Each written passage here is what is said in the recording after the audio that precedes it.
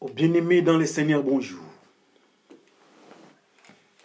Nous bénissons le Seigneur, notre Dieu, notre Père, car il est merveilleux, il est au-dessus de nos vies. Il connaît nos faiblesses, il connaît nos difficultés, et il nous connaît tous. Dans notre intérieur, dans nos vies privées, dans nos vies collectives et dans nos relations, il nous connaît. Et je suis sûr et convaincu que c'est ce Dieu-là que nous devons faire confiance. Alors aujourd'hui, le Dieu-là, le merveilleux, nous donne une occasion d'écouter sa parole. Sa parole est vie, sa parole nous enseigne, sa parole nous donne vie. C'est pour cela, vous et moi, nous disons tous Amen, parce que nous allons recevoir la vie. Alors avant de commencer notre séance de paroles, nous nous laissons tous entre les mains du Seigneur. Prions le Seigneur. Le Dieu merveilleux, le Dieu glorieux, nous te bénissons parce que tu es merveilleux, tu nous as aimés. Tu es saint et tu es trois fois saint. Voilà, ta parole est venue auprès de nous pour nous instruire. Nous voulons être instruits avec ta parole. Que les sang de l'agneau nous couvre. Que le Saint-Esprit nous enseigne dans tout ce que nous allons entendre. Ouvre nos oreilles. Nous avons besoin de la foi pour vivre, car la Bible nous dit les justes vivront par la foi. Nous te bénissons pour cette parole qui est merveilleuse. Par le nom de ton Fils Jésus-Christ, nous te glorifions et nous disons Amen. Que le Seigneur vous bénisse encore, frères et sœurs. Aujourd'hui, nous allons parler dans le système des 40 minutes. Nous avons un thème intéressant intitulé « La donation de la famille royale ». Alors, la donation de la famille royale est dans deux textes. Le premier texte, c'est dans le premier livre de Samuel, au 17e chapitre, du 38e jusqu'au 39e verset. Si je peux répéter. Premier livre de Samuel, 17e chapitre, du 38e jusqu'au 39e verset. Lisons par le nom de notre ami Jésus-Christ. Saoul donne à David son équipement de guerre. Il lui met son casque de bronze sur la tête et il l'habille de sa cuirasse. David met encore l'épée de Saoul par-dessus la cuirasse. Il essaie d'avancer, mais il n'y arrive pas. En effet, il n'est pas habitué à cet équipement. Alors, il dit à Saoul, « Avec tout cela, je ne peux pas marcher. Je n'ai pas l'habitude. » Et il enlève l'équipement de Saoul. Amen. Il enlève l'équipement de Saoul. Alors, le deuxième texte, c'est toujours dans le premier livre de Samuel. 1 Samuel 18, du 1er jusqu'au 4e verset. Lisons par le nom de notre ami Jésus-Christ. David a fini de parler à Saoul. Jonathan, le fils de Saoul, s'attache à David de tout son cœur et il se met à l'aimer comme lui-même. Ce jour-là, Saoul garde David auprès de lui. Il ne le laisse pas retourner chez son père. Alors Jonathan fait un pacte d'amitié avec David parce qu'il l'aime comme lui-même. Jonathan enlève le vêtement qu'il porte et il donne à David, avec son équipement de guerre.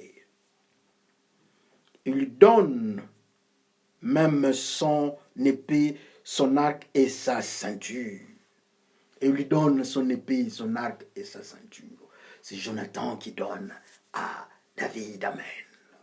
Comme intitulé, la donation de la famille royale. Ouh là là. Le père, c'est un roi, il donne. Le fils, le prince, il donne. Tous donnent à David. C'est intéressant, alléluia. Voilà, nous avons dit que nous avons deux textes. Nous n'avons pas beaucoup de textes aujourd'hui. Alors, notre premier texte qui nous parle de David et de Saoul. David se retrouve au devant de Saoul. Il parle. David convainc Saoul qu'il va frapper Goliath. Mais Saoul regarde ce petit garçon qui parlait et dit, oh, comment toi? Tu ne vois pas que l'homme au devant de nous est aguerri.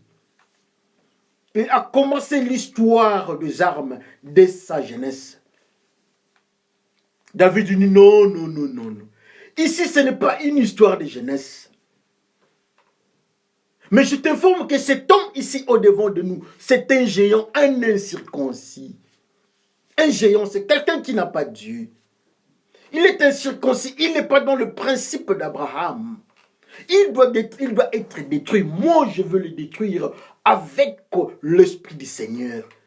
Saoul est surpris d'entendre l'assurance avec laquelle David parlait. Et Saoul ne pouvait plus résister. Après avoir été harangué par David, alors Saoul dira, alors va. Avant de partir affronter Goliath, le Philistin, le géant, Saoul donne son équipement, son habillement, sa tenue de guerre au jeune homme. Et le jeune homme, son nom, c'est David.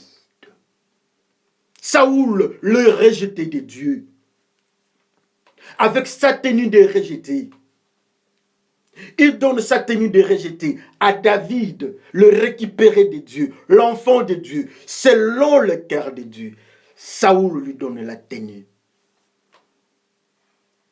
Il lui donne sa casquette de guerre.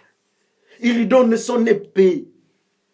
Et il lui donne ses chaussures. Mais l'enfant, après avoir essayé, il n'a pas su marcher.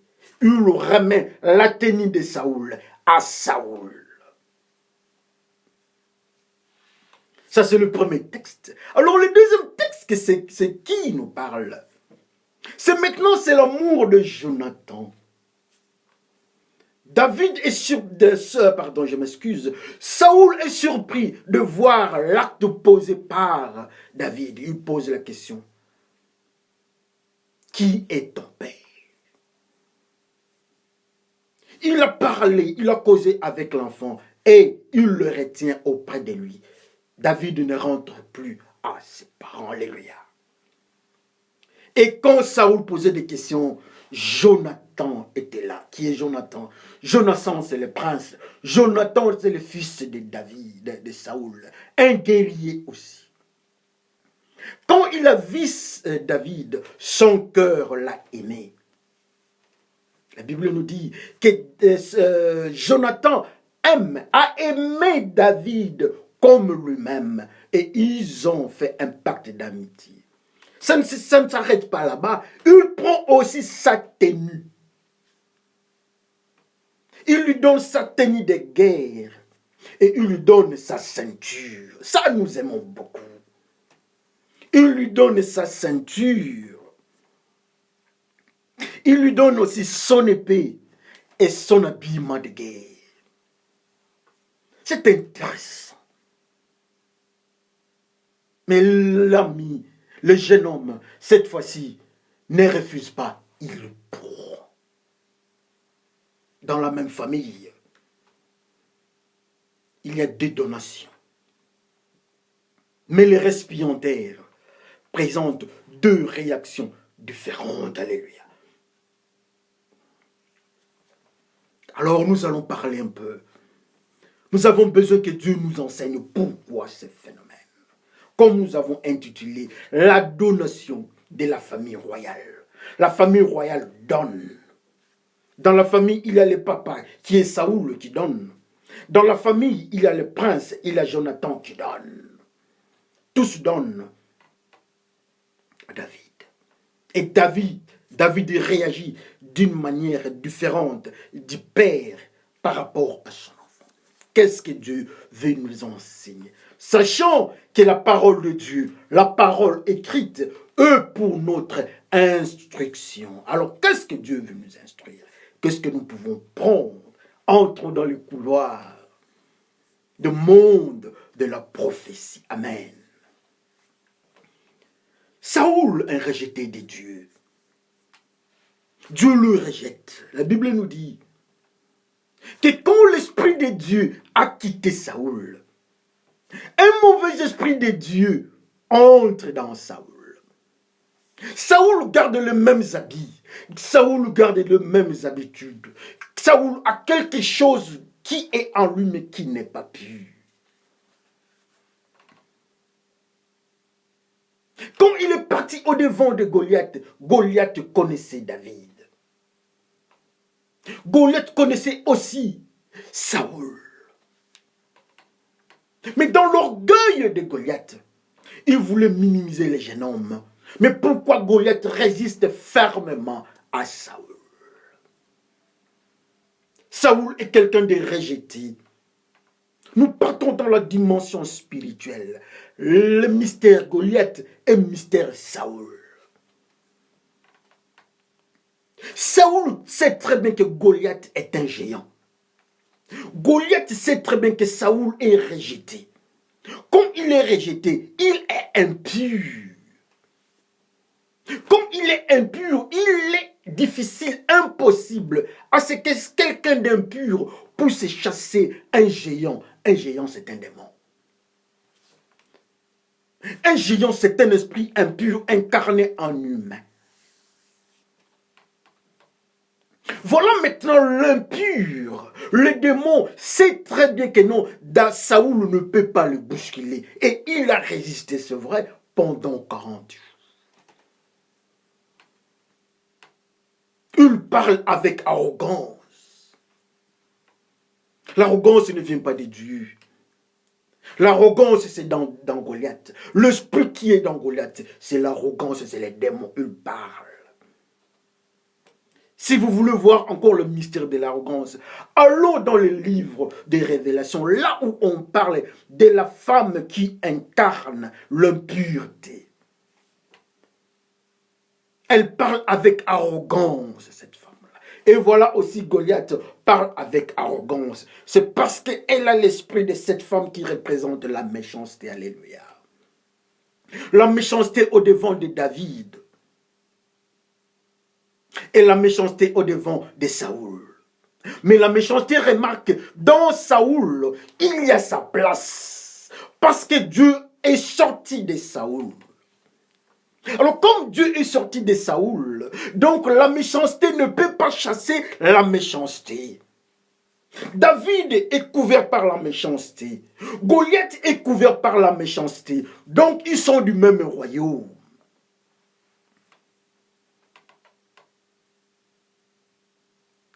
C'est intéressant, c'est malheureux de voir le roi. De voir le roi est connu par un autre démon. Comme étant un démoniaque. C'est très malheureux de voir aujourd'hui que nous sommes les enfants de Dieu. Quand nous venons au-devant des démons, au-devant du monde noir, on remarque seulement, les démons remarquent, nous sommes de même côté. Comme Goliath remarque qu'ils sont partenaires avec David. Et David ne peut pas les chasser. Ils sont amis. Ils sont en partenariat. L'esprit qui était en Saoul savait très bien qu'il ne pouvait pas chasser Goliath. Mais maintenant, David est venu pour chasser Goliath.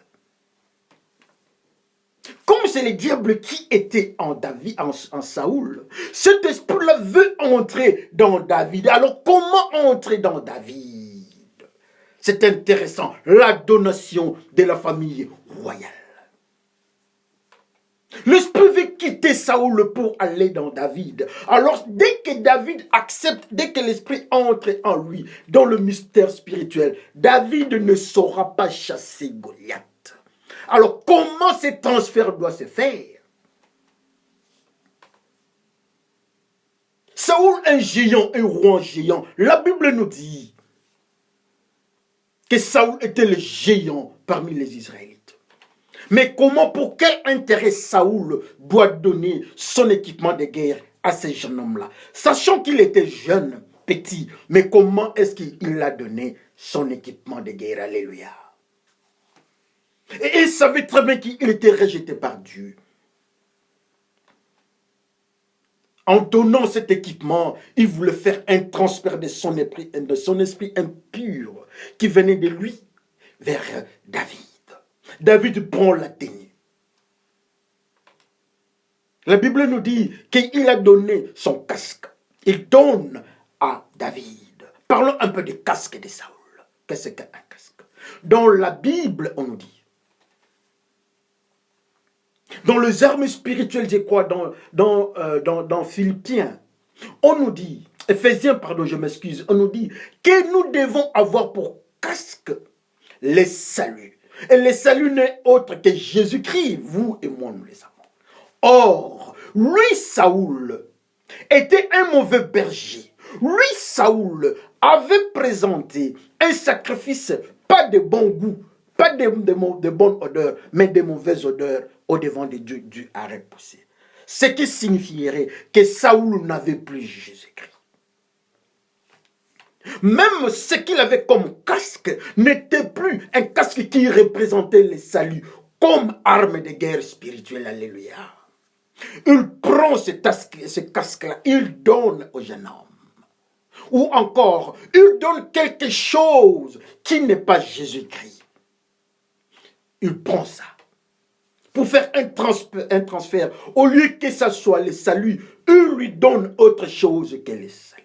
Oh, le transfert des démons. Le transfert de mauvais esprits. De Saoul vers David. Sachant qu'il était petit. Et David dit à Saoul que c'est l'Éternel qui me protège, celui qui m'a protégé. Face au lion, face au fauve, face au faux lion, j'étais protégé. Mais il prend toujours son mystère de casque, il donne au jeune homme pour faire un transfert, une donation impure. Il donne au jeune homme. Il prend son épée, il donne au jeune homme. Qu'est-ce que l'épée? Dans la Bible, toujours dans les armures spirituelles, on nous parle d'épée. Nous devons avoir pour épée la puissance de la parole de Dieu. Alléluia. Mais quand nous regardons Saoul dans son mystère, le mystère de Saoul, Saoul n'avait pas la puissance de la parole de Dieu, parce que cette puissance l'avait quitté. Saoul n'avait pas la puissance de Dieu. Il était parti chercher la nécromancienne.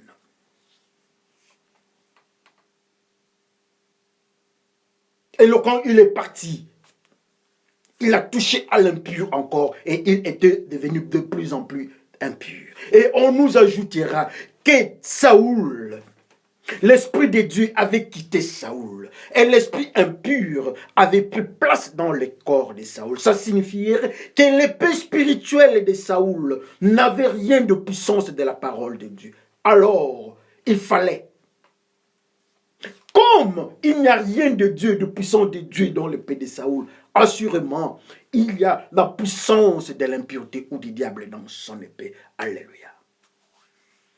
Il prend cette puissance d'impureté. Il veut faire les transferts vers David, l'homme selon les cœurs de Dieu. Il prend aussi ses chaussures, sa tenue, sa cuirasse. Il donne. Et dans le mystère spirituel, David a compris cela. Il a dit non, je ne suis pas habitué à porter de tels habits. Je ne suis pas habitué. Ce n'est pas dans mes habitudes d'avoir de telles tenues, d'être en casque de cette forme. Moi, j'ai des armures spirituelles. J'ai comme casque le salut. Mais toi, ce que tu me donnes, ce qui est en toi, ce n'est pas le salut. Tu n'as plus Jésus-Christ. Je ne prends pas ce mystère de casque.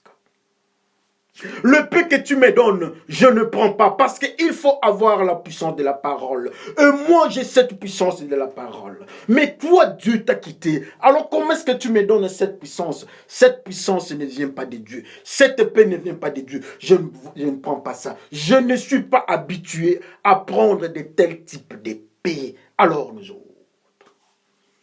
David selon le cœur de Dieu. Il connaît ce qui est de Dieu et il connaît ce qui n'est pas de Dieu. Il regarde son mystère de casque. Il dit non, non, non, ce type de casque ne vient pas de Dieu. Il n'y a rien de salut. Mais quand on regarde le casque de Saoul, on dit que non, c'est le serviteur de Dieu, c'est le roi, c'est l'enfant de Dieu. Mais quand David regarde, rempli de la puissance de Dieu, il dit, il n'y a rien de Dieu ici, alléluia, quel malheur. Le roi fait une donation, mais une donation impure. David dit non, je ne prends pas. Je ne suis pas habitué. Mais alors nous sommes habitués à prendre quoi? Nous sommes habitués à être avec qui? Est-ce que nous sommes capables de faire la différence entre ce qui est de Dieu et ce qui n'est pas de Dieu? Est-ce que nous pouvons faire la différence entre ce qui est dans la vie et ce qui est dans la mort? L'impur et le pur. La vie et la mort. Les ténèbres et la lumière. David fait la différence. Et il résiste à tout ce qui est impur. Il résiste à tout ce qui est ténèbres. Il résiste à tout ce qui est malheur.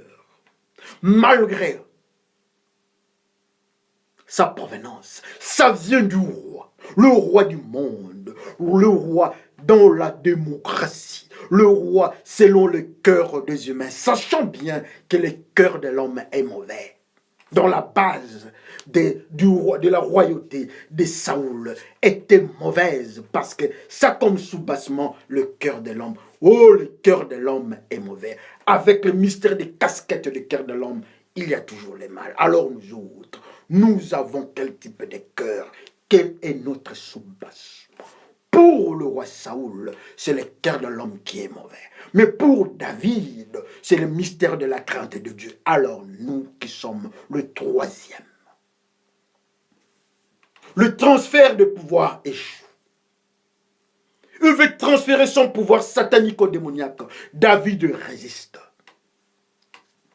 Il lui donne son épée, David résiste. Mais alors nous, quand on nous donne les films pornographiques dans des messages, est-ce que nous prenons, ou bien nous recevons ça? Oh, les frères, qu'on se regarde, on est frère David, ou bien on est frère Saoul, alléluia. Oh, le frère Saoul est en train de faire son transfert des données. Il envoie ses données, mais ça bloque, le transfert bloque. Le transfert électronique bloque, ça doit rentrer vers Saoul. On vient avec les femmes d'autrui, ça bloque comme Joseph qui a au devant de la femme de Potiphar. Elle se déshabille, mais les transferts sexuels, ça bloque. Malgré les prix à payer, le transfert sexuel, ça bloque.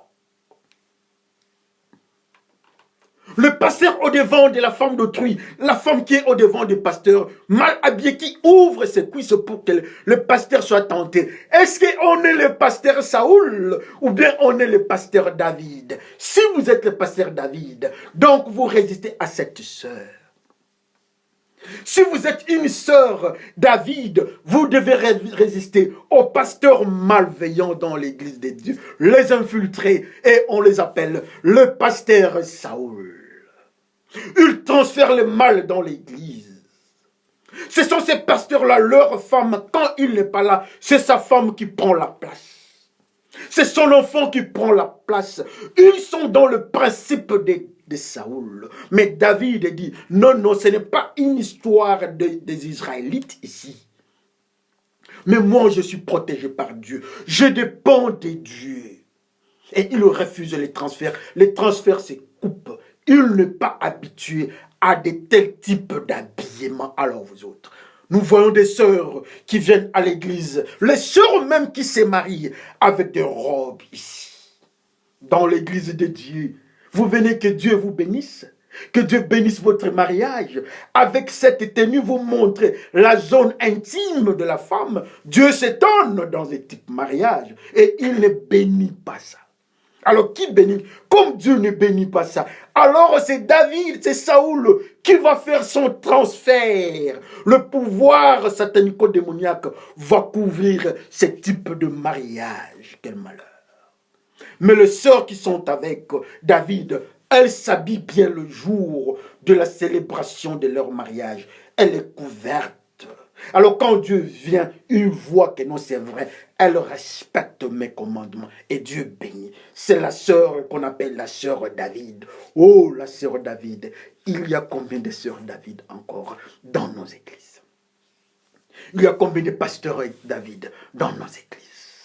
Combien d'évangélistes David qui peuvent résister à la donation de la famille royale? La famille royale, ce sont le roi du monde qui viennent avec le vol, on nous donne l'argent. Une sœur qui se prostitue vient avec son argent de prostitution. Est-ce que nous devons prendre? J'ai peur. C'est la question qu'on nous pose. Si nous prenons, alors nous sommes à côté. Nous sommes du côté de Saoul. Mais alors nous sommes de quel côté? Saoul rejette la donation du roi. Shadrach, Meshach, Abednego et Daniel refusent la nourriture du roi. Ils disent que la nourriture, la table du roi est essuyée. Et David dit aussi, la tenue du roi est essuyée. Oh, la tenue du roi est essuyée. Mais alors, nous prenons quel type de tenue? Qui est notre maître qui nous donne, qui nous habille? Pour savoir cela, regarde seulement la manière dont tu conduis ta vie. Tu seras tué de Saoul ou bien tu es de David. Regarde au-devant de toi, malgré la valeur de ce qu'on te donne. C'était une histoire d'une grande valeur. Mais David dit, non, je ne suis pas habitué. Mais alors nous autres, nous sommes habitués à quoi? Au pur ou bien à ce qui est impur? Oh, la question du frère David. La donation de la famille royale. Il y a le deuxième garçon qui vient, il donne. Le deuxième, c'est le garçon, le prince, Jonathan, il donne. Il donne ses habits à David. David prend. Il donne sa ceinture à David. David prend. Ses souliers à David. David prend. Son épée à David. David prend. Le mystère de l'armure spirituelle de Jonathan est parti vers Goliath. Il fait sa donation. David accepte. Qui est Jonathan? La Bible nous dit que quand Jonathan a vu David, il a fait une amitié, un pacte d'amitié. Oh, David est à l'image de Dieu. Oh, David est à l'image de Jésus-Christ, le bon berger.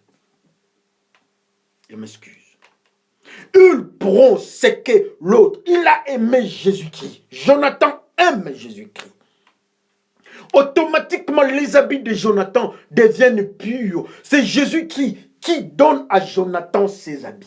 Et les habits de Jonathan sont lavés par le sang de l'agneau. Alors quand ces habits-là doivent faire un transfert royal de Jonathan vers David, automatiquement ce sont les habits de pureté. Et David, l'homme selon le cœur de Dieu, il l'accepte. La ceinture de Jonathan était une ceinture de vérité. La preuve. C'est Jonathan qui protège David. C'est Jonathan qui dit à son père, mais pourquoi tu es contre cet homme?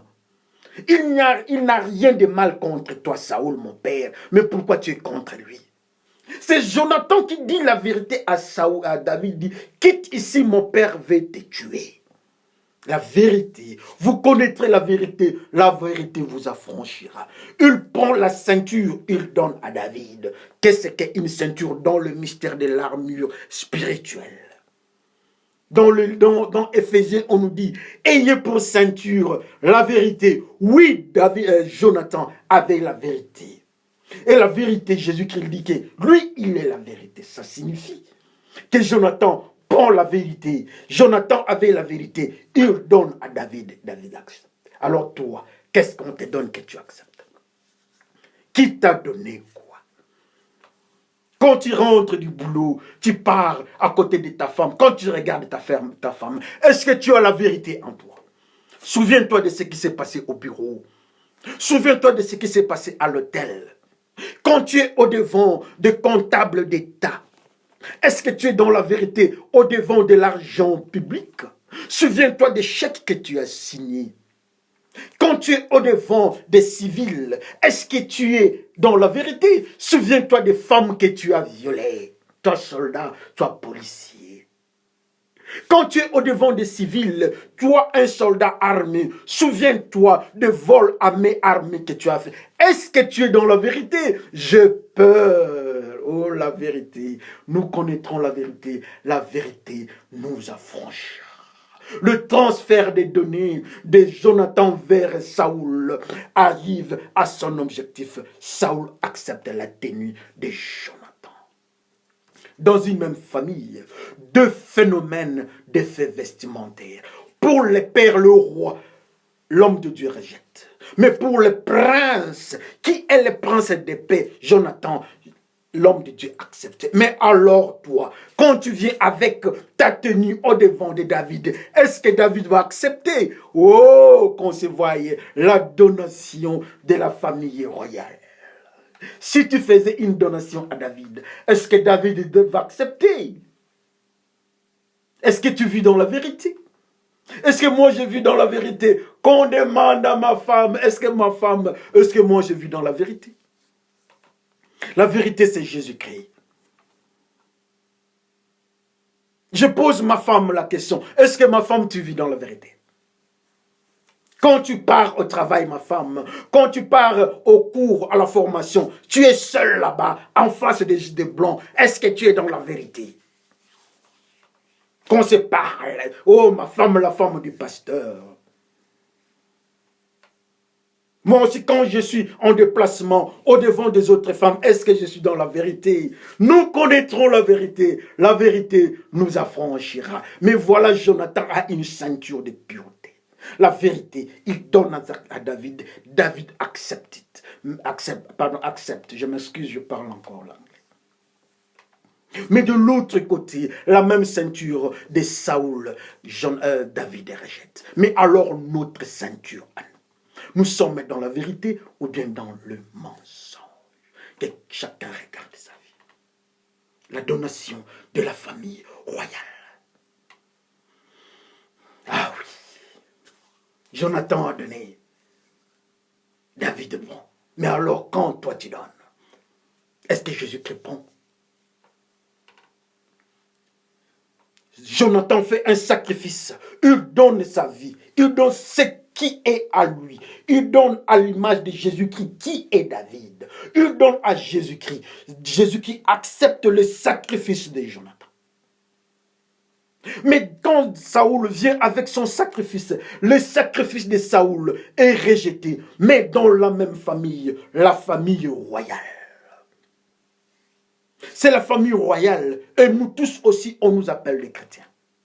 Comme eux, on les appelle la famille de Saoul. Il y a Jonathan, il y a David, il y a Saoul et d'autres enfants. Nous aussi, nous sommes des chrétiens. Mais maintenant, je pose la question. Si on a refusé ce qui était à Saoul en tant que roi, est-ce que ce qui est à nous en tant que chrétiens, est-ce que Jésus-Christ accepte ça? Nous chantons Alléluia, Alléluia. Et quand cette chanson arrive à Jésus-Christ, au devant de Jésus-Christ, ça a la forme de sacrifice de Saoul qui était rejeté, ou bien la forme de sacrifice de Jonathan qui est accepté. Oh, la donation rejetée de Saoul. Nous chantons, nous glorifions Dieu. Mais est-ce que Dieu accepte ça comme sacrifice de bonne odeur? Oh, j'ai peur. Dans les églises, nous chantons. Dans les églises, nous parlons. Dans les églises, nous prions. Nous gênons. Mais quand Dieu vient, il ne s'étonne pas. Quand Jonathan a vu David, l'homme selon les cœurs de Dieu, à l'image de Dieu, Jonathan, la Bible nous dit que Jonathan a aimé David comme lui-même. Mais quand tu es en face de David qui est à l'image de Jésus-Christ, est-ce que tu l'aimes? Est-ce que tu aimes Jésus-Christ? Quand tu viens avec ta vie au devant de Jésus-Christ, ta robe spirituelle au devant de Jésus-Christ, est-ce que Jésus-Christ accepte cette robe? Oh, la robe. Dans la fête, la salle des fêtes, tout le monde entre, mais une personne est chassée. On lui pose la question, comment tu peux entrer? Comment peux-tu entrer dans la salle des fêtes avec cette tenue? Cette tenue-là, ça s'appelle la tenue de Saoul. Le diable prend l'homme de Dieu. Le diable prend Yoshua au devant de Dieu. Il le dit. Regarde la tenue de Yoshua. Dieu regarde, c'est la tenue de Yoshua. C'est la tenue de Saoul sur Yoshua. Dieu fait comme les prophètes ont toujours l'habitude de faire. Dieu s'étonne. L'enfant qui revient vers son père, l'enfant prodigue. Il vient au devant de son père. Le père voit l'enfant, mais la première des choses, il faut changer de tenue. L'enfant qui mangeait, qui était dans le mystère des porcs. Le porc est une nourriture impure. L'enfant l'a habité là-bas. Il était lui-même impur. Et quand il est venu au devant du père, le père dit, je t'aime, mais la tenue. Cette tenue est impure. C'est la tenue Saoul. Ça ne vient pas chez moi. Bartimée l'aveugle. Quand Jésus-Christ dit à Bartimée, Bartimée vient. La première des choses, Bartimée enlève son manteau d'aveugle, d'impureté. Il jette. Oh, Bartimée avait compris que cette tenue-là, la tenue de Saoul au devant de Jésus-Christ, cette tenue-là n'a pas de place. Oh, la tenue de Bartimée est rejetée. Dans le livre de Révélation, on nous dit que de l'autre côté, il y a le sang de Jésus-Christ qui lave la robe, qui blanchit. Nous avons des robes blanchies par le sang de l'agneau. Le sang de Jésus-Christ, cette robe-là, c'est la robe de Jonathan qu'il a donnée à David dans leur pacte de relations. C'est la robe que le papa a donnée à l'enfant qui est rentré vers lui, dans sa maison. C'est la robe que Dieu a ordonné à ce qu'on donne à Yoshua. Mais alors toi, tu as quelle robe? Ce n'est pas un problème, même si tu as la robe sale de Yeshua que le diable a accusé. Dieu a donné une nouvelle robe. Est-ce que tu peux être avec la robe, la nouvelle robe de Yeshua? La Bible nous dit que la robe de Joseph était une robe différente de ses frères. Une robe de plusieurs couleurs qui marquait sa vie. Quand on devait les tuer, on le jette, on salit sa robe.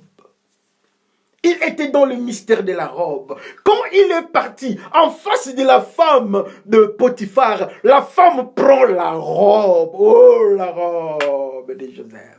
Mais alors, quand tu es au devant des pécheurs, est-ce qu'on constate quelque chose avec la tenue que tu as? David a la tenue de la pureté.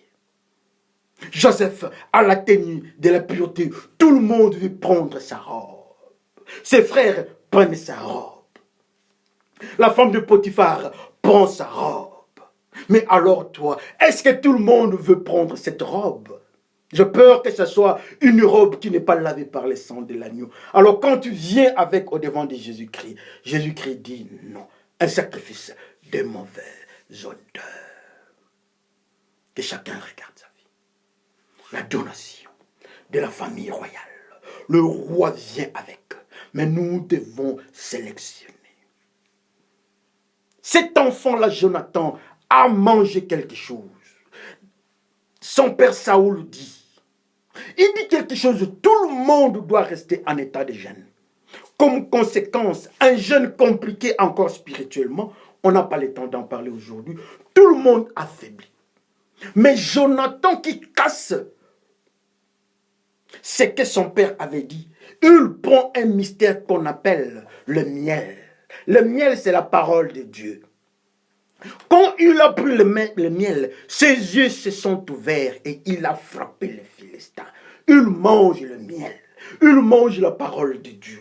Il a la tenue de la vérité. Il a la tenue de la pureté. Quand il vient en Jésus-Christ, incarné par David, et David accepte sa robe. Mais alors nous mangeons quoi? Jonathan mange la parole de Dieu.